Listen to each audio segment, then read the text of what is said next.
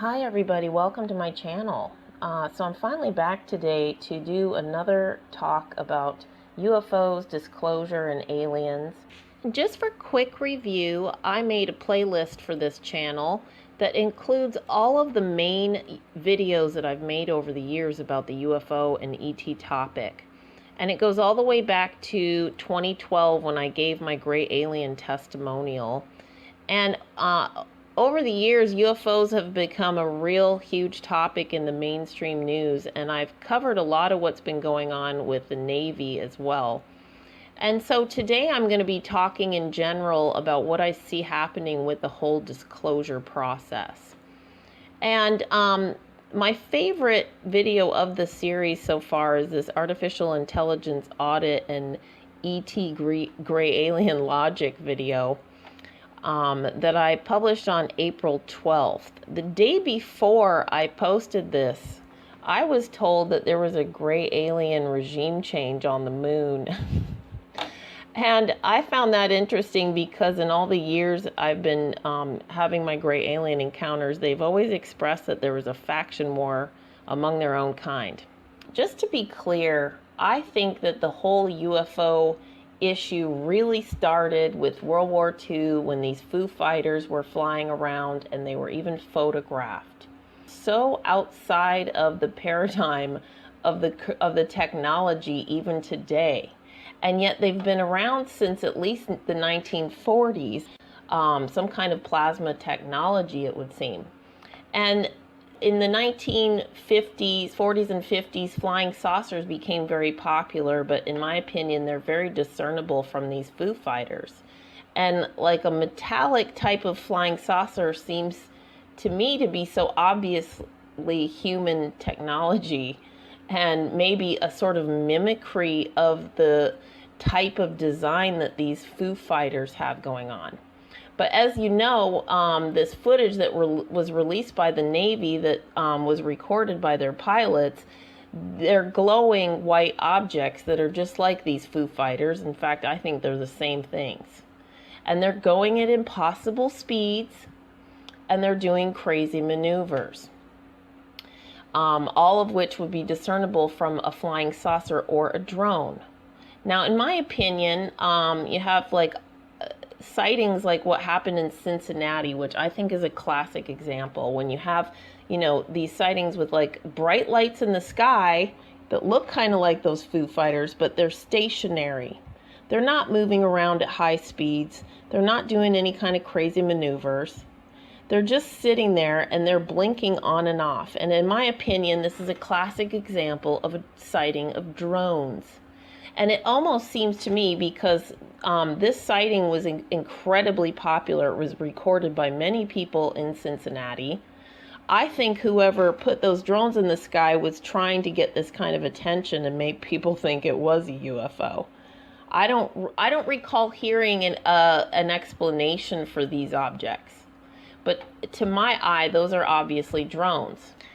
And I think we're going to have a lot more of that going on as we get into these fake times that we live in, because it's not just about deep fake videos that are going to be a problem, or so-called Project Bluebeam and holograms in the sky. We've got advanced technology that is coming out. We've got drones that are really high tech now. The military probably has extremely high tech drones, right? Again, all discernible from the Foo Fighters, in my opinion. Back in 2009, Harry Reid, a Democrat, started this program to probe encounters that were happening with UFOs by military pilots. The program, which was Advanced Aerial Threat Identification Program, was ended in 2012. Okay? And it has recently attracted attention because of the resignation in early October of Luis Elizondo, who's a career intelligence officer, and he ran the initiative. And he basically writes a letter to the Pentagon and tells them that he thinks that the efforts of his program were not being taken seriously enough. So he's saying that, we have scores of unexplained sightings by these military pilots and other observers. They're doing impossible feats. They've never seen anything like it. But in his view, the military leadership did not appear alarmed by the potential threat. Because maybe by now the military knows what these objects are. And maybe they had their pilots out there engaging them, even though the pilots didn't know what was going on. The military leadership did. Because when I read about, these encounters that these military pilots were having and the exercises these these Navy pilots were doing, it seemed to me like they were expecting those UFOs to arrive, because all of the equipment on board these planes that were being flown were designed to follow these high-speed objects on the radar in order to even get this footage, right? So obviously military leadership knows things that Mr. Elizondo doesn't about the threat assessment. Then, so after his resignation, Elizondo starts getting in with to the Academy of the Arts and Sciences, to the Stars Academy. And their frontman, Tom DeLonge, we'll get to.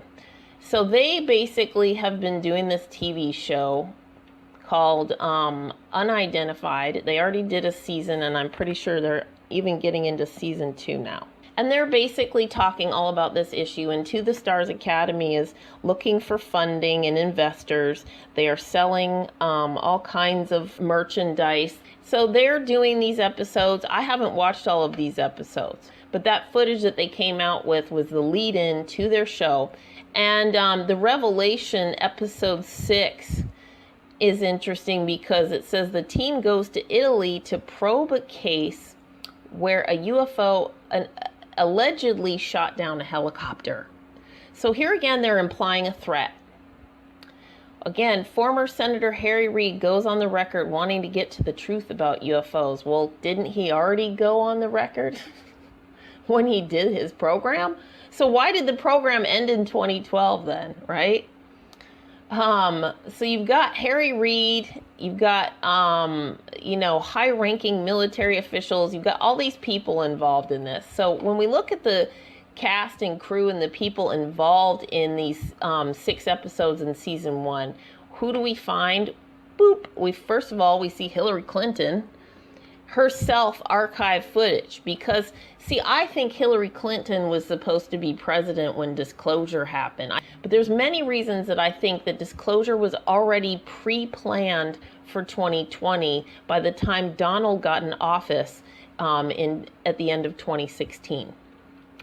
Who else are in these episodes? John Podesta. Now, John Podesta, Hillary's right-hand man, we know all about the fact that he's been pushing for UFO disclosure for a while. He's been very interested and active in the subject. So we see, sort of like this, what is traditionally known as the deep state, all up in this. Meanwhile, they're also trying to imply that there could be a threat, even though there's never been any proof that the Foo Fighters are shooting anybody down. And a UFO allegedly shot down a helicopter. We don't know what kind of object or phenomena that was. It's unidentified. Again, I think it's really important to discern, let's be careful about what kind of UFOs we act like are a threat. Then we have Trump and senators being briefed on these UFO sightings. Government officials suddenly coming out of the woodwork to learn about these mysterious Navy encounters, right? And so 3 U.S. senators were briefed. Supposedly Trump was briefed. We've got Senator Mark Warner, Democrat from Virginia, talking about, again, trying to assess the threat. And he gets the classified briefing. He's saying if Navy pilots are running into unexplained interference in the air, it's a safety concern that we need to get to the bottom of. Again, the military, it's their job to get to the bottom of that. And so then a few months later, we had another, a top Republican, Mark Walker.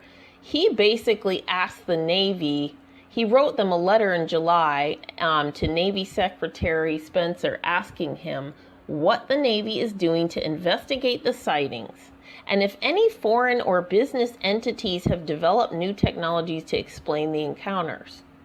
And the Navy responded to him at the end of July, saying the Department of the Navy takes these reports very seriously and continues to log the sightings and fully investigate the accounts. So, of course, Walker told Politico that he's frustrated with that canned answer. The Navy basically gave him a non-response, and he thinks it's their unwillingness from the Navy to give his panel more data, saying the aircraft could pose a risk to U.S. forces, right? Well, come on, Johnny come lately. Now suddenly these politicians want to know all about this subject. If the Navy believes that China or Russia possesses advanced aerospace technologies that represent a national security vulnerability, the American people have the right to know what their government is doing about it. I find it now interesting that this is becoming such a political topic. So what the hell is going on with the UFOs and the Department of Defense? This was a good overview that was written back in April, right after the Navy announced that they were changing the reporting policies about UFOs for their pilots. But this article asks a number of really good questions, including whether or not these tic-tac UFOs could have been ours, and the government is just testing them on this carrier strike group. And they're saying, this would have been a real risk because this technology would be, it would be a huge breakthrough.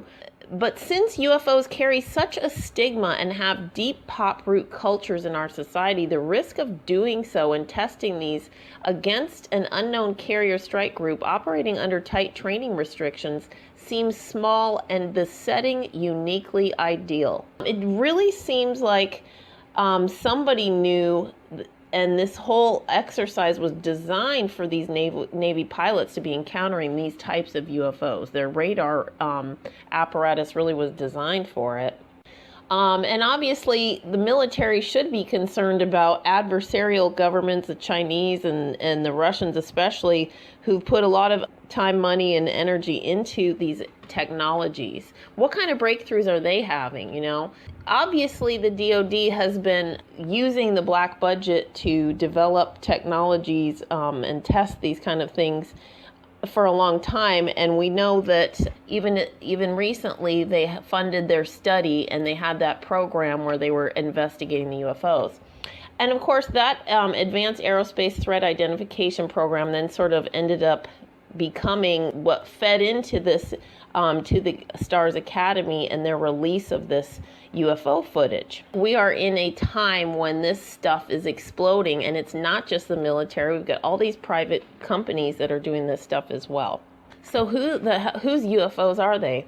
Well, the fascinating thing that is this past month the Navy actually came out and said, yes, the UFOs in Tom DeLonge's videos from To the Stars Academy are unidentified aerial phenomena.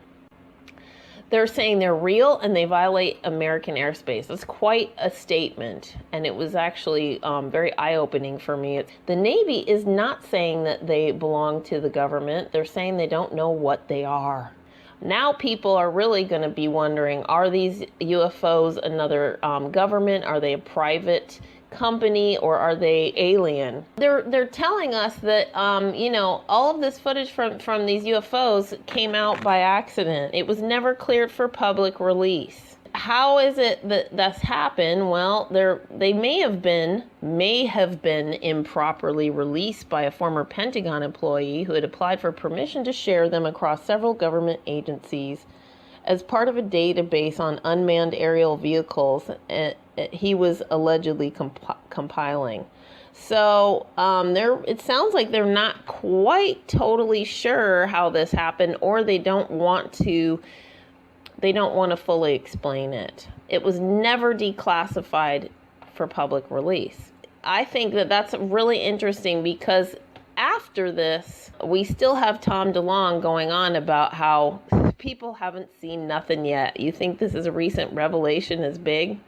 This was after they announced that this stuff was real. hold tight and be patient, it's about to get real. So he's saying more is coming, even though they're saying what already was released wasn't supposed to come out.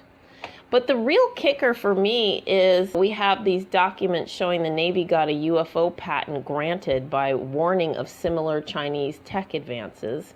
And the second article on this, which came out in August, the Navy's advanced aerospace tech boss claims that this key UFO patent is operable.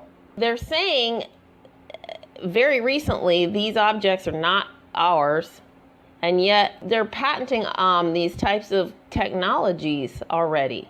They're saying that they're operable. And so I think that this is like a big can of worms of what is going on here.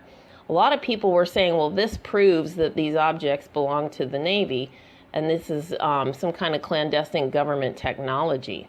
But the Navy says no. And remember, these Foo Fighters go back to World War II. These types of objects are not new. It's very possible that the Navy and others are back engineering technology that's been recovered. This patent was filed in 2018, I believe. So that's pretty recent that this is all happening. What I suspect is two things. One is that obviously since World War II, we've had all of this money that's gone into these black projects. What's happened is they've been working on this for so many decades. They've made serious breakthroughs and possibly have created some kind of operable technology that is something like these UFOs. It seems to me like there's possibly some kind of divide happening here, maybe a little faction war, maybe different agendas are at work here, obviously, and that's why I'm even exploring this in the video. I don't believe for a second that these are necessarily human tech originally. But I think this is all up for, debate, and it's a very interesting topic in and of itself. What else is coming out? Well, once again, we have Luis Elizondo from To the Stars Academy telling Fox News that his organization is testing these exotic material samples they've obtained from UFOs. And their agenda is to provide some sort of definitive scientific conclusion about the origin of this tech and whether or not it's alien. And they're going to say it is. And basically, this is a business venture for them. They, a couple months ago, tweeted photographs of at least one sample of what they claim are some of these exotic materials. And so now they're saying they're going to test this stuff to get some definitive answers. And the whole point is this acquisition will allow us to expand the scope of our atom research project and accelerate R&D that could lead to numerous aerospace and engineering breakthroughs, right? And they're basically saying, they're waiting for the government to confirm the existence of extraterrestrials. Anyway, it seems like every day almost there is some kind of UFO or disclosure kind of news going on, and there's so many sightings. Now, the most recent one is this mysterious fleet of glowing UFOs seen floating in the middle of the ocean. It was off the coast of North Carolina. So, of course, they include that footage in this article for association. But to my eye, these are more hovering lights, just like that Cincinnati sighting that I pointed out earlier in the video. These lights are not flying at high speeds. They're not going in and out of the water. They're just hovering there. So there really is zero evidence that would lead me to conclude these are anything but military tech. It's these kind of sightings, they're really inconclusive, and it seems like it's more of the kind of gaslight, the UFO gaslight that I was talking about when I started this series. And I'm really not too jazzed about To the Stars Academy. I'm sure you figured that out throughout this video so far. When I go to Tom DeLonge's Twitter feed, what do I see? Okay, well, back in August, he's talking about he's pondering what if there are advanced humanoid-looking aliens that have been around since Greek times. So what if there's life teeming through the universe? What if? What if there were AI clone beings out there? Wild, right? Yeah, just like the gray aliens, right? So he's saying, my plan, get rid of all political parties. Oh, sounds like utopia. Make elected leaders vote on their own conscience, not along party lines. Then put women in charge. It's time. Every man goes home and the wise wife runs everything. And vote for that feminine mother thing our world needs so badly. Less ego, less masculinity, and less narcissism. So right there, associating masculinity with negativity. So that's where Tom DeLonge is at. So this UFO disclosure lobbying effort, of which Tom DeLonge and company are a part of, has really gone mainstream. And I think it's just going to escalate. There's already a bit of a political divide being represented in this as well. And so it was interesting when Donald was asked back in June what he thought of the UFOs that were being spotted by the Navy pilots, and he gave a very evasive, wishy-washy answer. He hinted at future possibilities, but a lot of people didn't understand why he was so dismissive of this whole issue when, you know, the Trump administration are the ones who started Space Force and focusing on space defense. And I think it's because this issue, it's going to have a global economic impact, obviously, too, and how are countries like China and places like the Third World going to react to this? It's a much larger issue than just national security. I also think that Donald knows where the military is at about this, or he's at least involved in that. And he knows his base. You know, there's a lot of people want to be rescued by ET and want to be liberated, but there's a lot of people, especially the religious base, who are very fearful and threatened by the idea of UFOs and aliens. The public really has to be properly prepared for disclosure. Disclosure too soon could really not only distract, but it could impact what is already kind of a problems with human self-esteem. You know, and so we have this whole QAnon thing, which I've already spoken about in a video on my main channel. I'm not going to argue it now. I explained why I think Q actually is military intelligence doing an information operation. Now, a lot of the naysayers haven't even really read all of the Q posts. So this is where I'm at about this. And I think it's obvious there's been a huge faction war going on, you know, with the agencies and the military within these agencies and military, as well as going on with the global picture. So it's very complicated. And right now, we have, you know, on our planet, we have this abusive psychopathic elite that have been getting away with all kinds of crimes and are above the law. And we've got QAnon military intelligence coming along. They're telling us exactly who they are. They're hinting at what's going on. And they are painting a picture of what's going on with these elite and the efforts to squash their networks. And so this is a really dicey situation. I think the Q drops have laid it out pretty extensively. And a lot of people don't read this material because they either don't have the time or energy, or they're turned off by it because it's the pro-Donald side of politics. But overall, in my opinion, before we can have public disclosure, we need to have some justice. And we need to have a faith restored in leadership, and especially in law enforcement in the military. And we need to know that there are not people who are above the law who get to financially abuse the planet, right? And I think that that is why disclosure needs to be, it can't be overnight. It can't happen too quickly. But however, I think that if disclosure and the issue of the UFOs and the truth about the aliens, I don't think it can wait much longer either.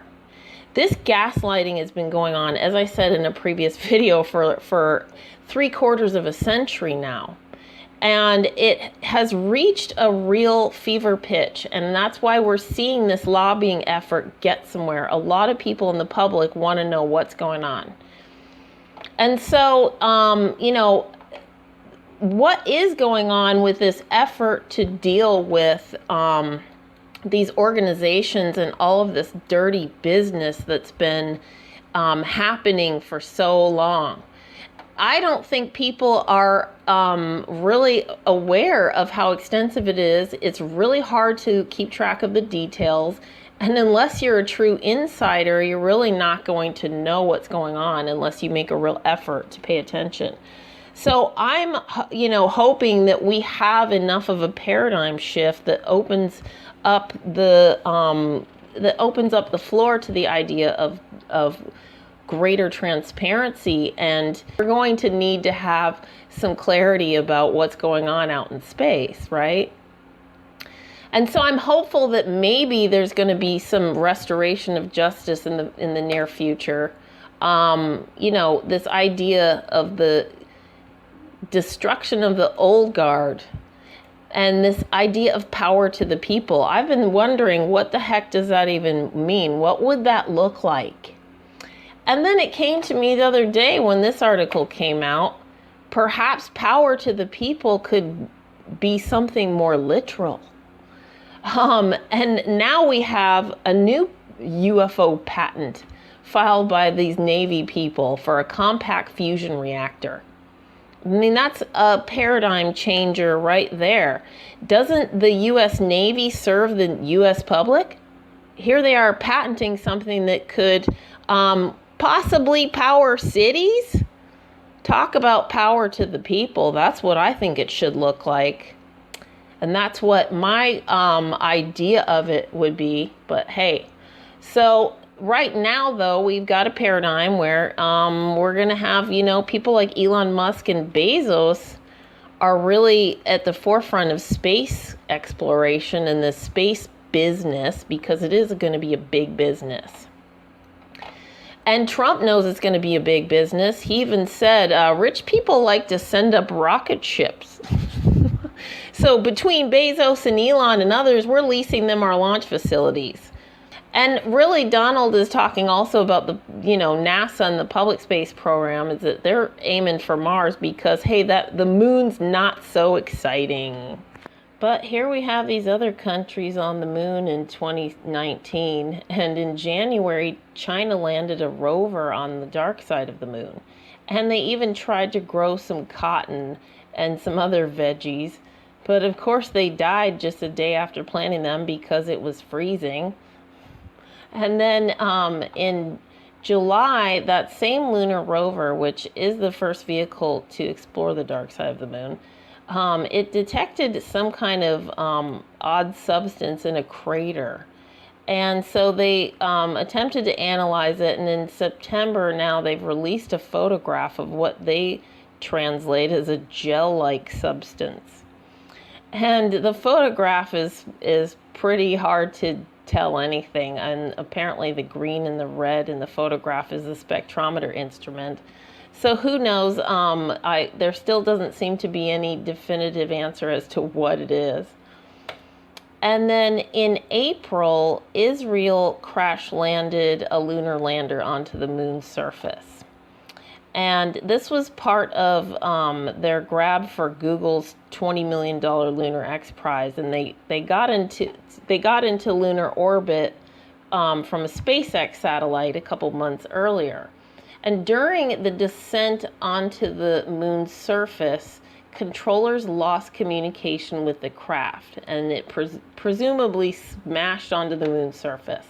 Well, about 11 days later, a NASA orbiter took a picture of the crash site where it crash landed.